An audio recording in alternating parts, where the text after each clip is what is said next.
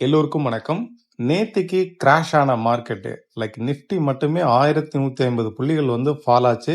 Black Monday மாதிரி world market ஃபுல்லாவே ஒரு கிராஷ் மார்க்கெட்டா ஃபால் ஆயிருந்தது. இன்னைக்கு மார்க்கெட் ரீபவுண்ட் ஆயிருக்கு. இந்த ரீபவுண்டுக்கு முக்கியமான காரணம் நாளைக்கு நடக்கக்கூடிய ஆர்பிஐ மீட்டிங்ல 25 பைசா இன்ட்ரெஸ்ட் ரேட்டை குறைப்பாங்க அப்படின்ற ஒரு எக்ஸ்பெக்டேஷன் இருக்கு.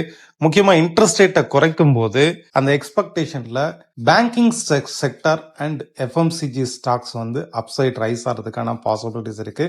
ஸோ இன்னைக்கும் வந்து மார்க்கெட் ரீகெயின் ஆயிருக்கு. இதுல முக்கியமா ரைஸ் ஆனதுல Vijaya diagnosis, Zee entertainment, Cholamandalam financial holding, Kaynes technology, Newgen software, BSE. So இந்த ஸ்டாக்ஸ் எல்லாமே ஸ்ட்ராங்கா ரீபவுண்ட் ஆயிருக்கு. நிப்டியை பொறுத்தளவுக்கு 22,750 22,950 ரெசிஸ்டன்ஸா இருக்கும். ரீபவுண்ட் ஆயிட்டு இன்னைக்கு அந்த லெவல்ல இருந்து தான் மார்க்கெட் வந்து ஃபால் ஆயிருக்கு. சப்போர்ட்டுங்கிறது 22,100 அண்ட் 21,950.